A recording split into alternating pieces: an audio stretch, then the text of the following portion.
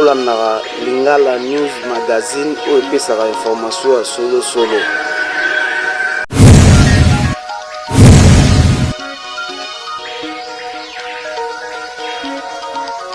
Oui, maman. Quand vous allez dans votre banque, vous faites un OP et que la banque saisit cette opération dans le système.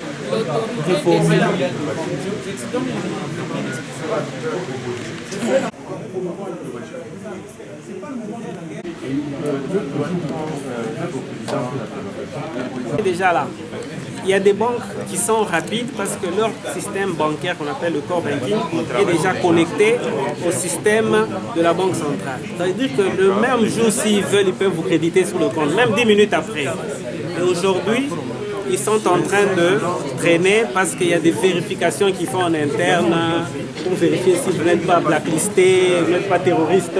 Ils font ces vérifications. Oui, maman. Quand vous allez dans votre banque, vous faites un OP et que la banque saisit cette opération dans le système RTGS de la banque centrale, le même jour, l'argent est de l'autre côté. Maintenant, chaque banque a ses habitudes de KYC. Ils doivent vérifier le bénéficiaire, s'il n'est pas quelqu'un litigieux et tout ça. Mais normalement, l'argent est déjà là.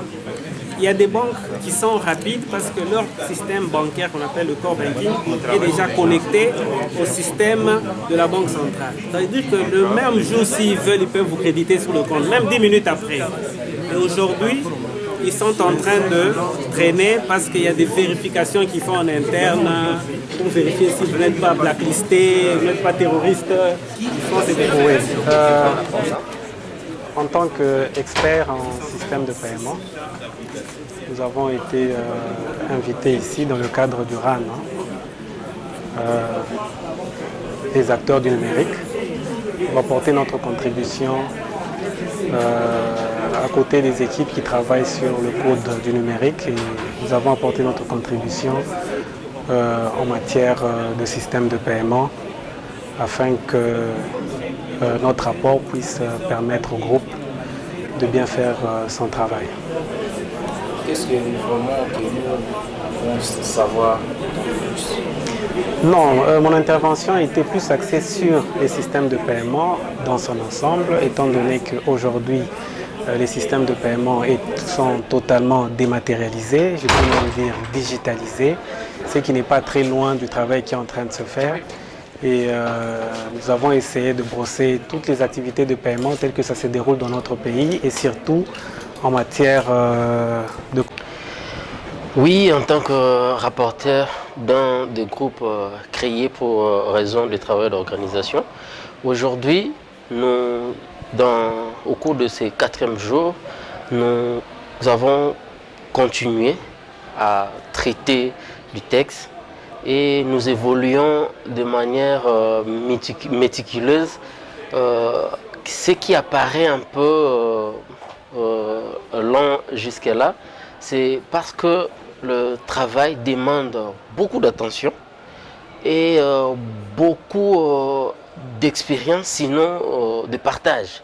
Parce que nous sommes mêlés, comme nous sommes mêlés, nous sommes dans une association presque interdisciplinaire. Nous évoluons avec beaucoup de sagesse pour éviter ce que demain l'État congolais ou la génération future paie un peu les prix. C'est pourquoi nous avons juste fait ce que nous pouvons aujourd'hui et le travail évolue bien. Cela nécessite des jours de plus. C'est alors que nous sommes convenus à travailler encore demain. Le travail est vraiment détail, pour ne pas dire laborieux, mais nous avançons parce qu'on choque des idées, j'arrive à la lumière et nous cherchons à mettre en place pour l'État congolais des textes valables, des textes complets pour ne pas se faire compléter des jours après. On a projeté la projection.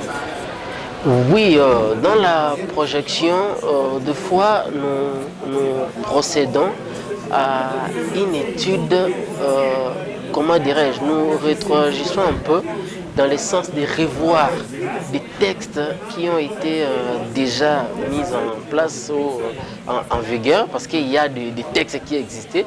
Nous ne partons pas de zéro, nous partons déjà des textes établis pour chercher un texte complémentaire, un texte qui parle de tout.